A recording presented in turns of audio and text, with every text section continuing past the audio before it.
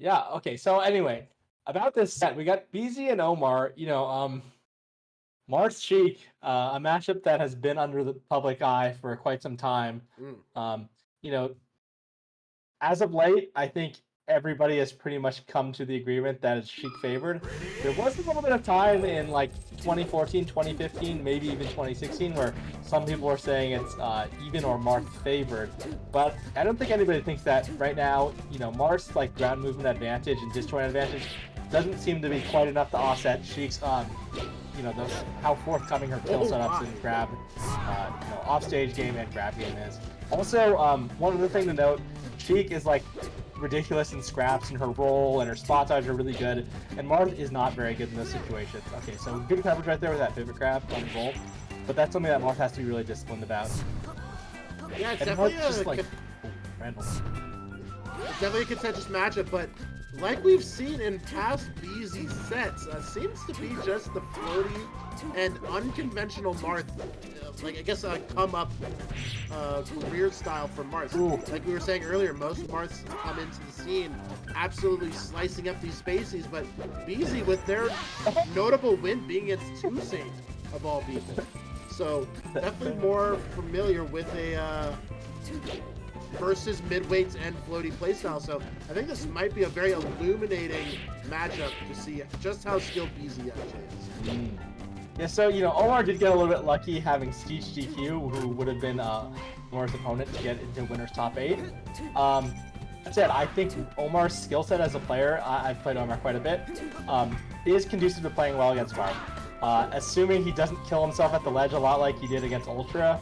Omar has those nice Sammy stalls, good needle game, also a crouch canceler, and having a good crouch cancel game is super, super good against Marth.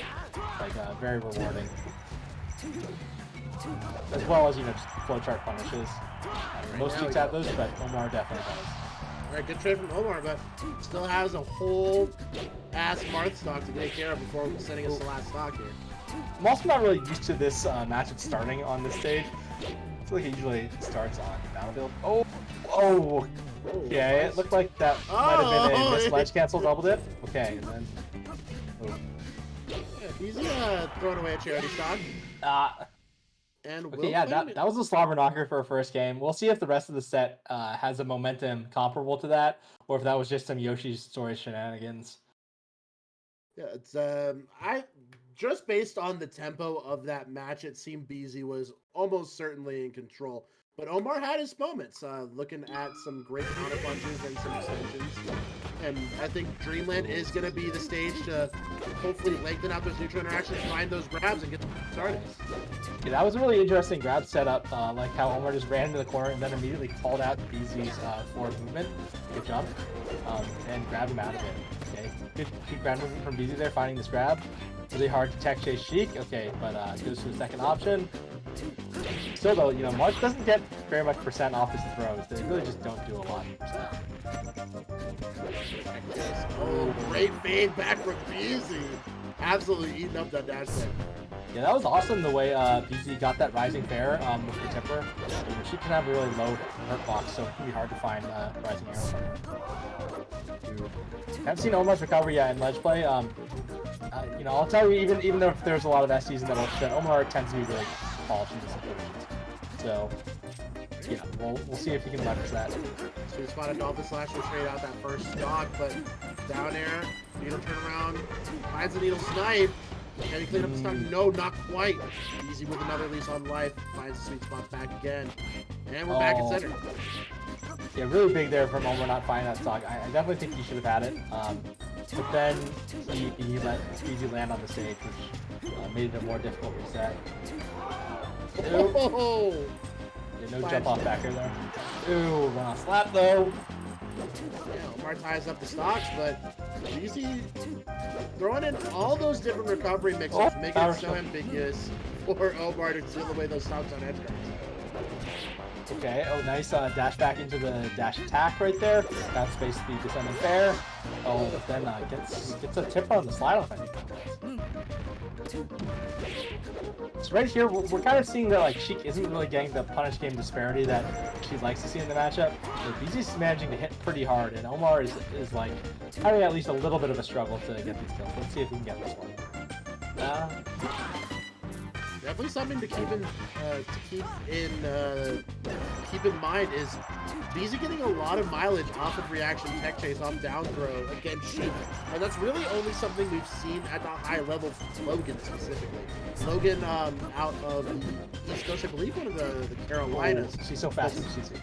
Sorry, so good, so good at the reaction tech chase against Sheik and Falcon, finding in so much early percentage where Marth historically would find a lot of trouble racking up percent.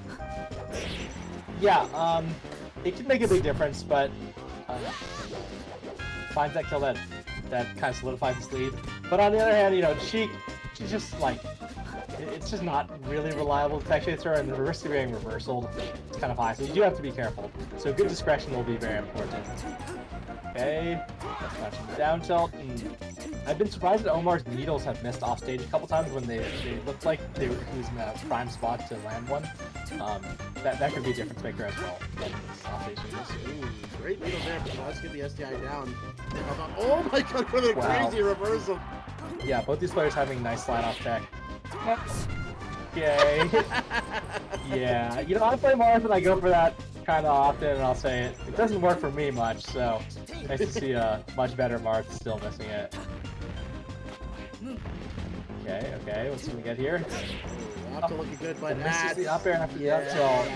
That's it. So yeah, in this matchup, you know, if the Sheik is the one getting reversaled off her hits rather than the other way around, that's a pretty bad look.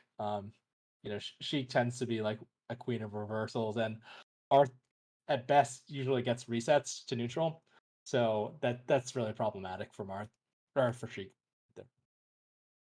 All right, well, looks like Beezy in position to 3-0 and move into grand. Will Omar be able to punch back and make it competitive? Yeah, what do you think, Ada? You feeling 3-0? It's feeling like a 3-0 to me, chat. I don't know. Yeah, me too. I'm slowly becoming a pretty big Beezy fan. That's all I'm saying. Yeah, I've had the privilege of playing Beezy, so I was already a Beezy fan. Oh, just love to see that awareness Omar's to call out dead? ASCI down. Yeah. Yes, wow. He gets, you know, people make it sound like ASCI down is always an advantage to just get, you know, put grounded. But if they have that read on deck, like that call out with that forward smash right there, you can get punished and just killed quick. You know, would have been better to get launched in the air. Oh, again! Now we're getting bro! Oh my. Jumped on the left side of the stage after getting up to the right side. Okay, there he goes. Finally finds that falling back here.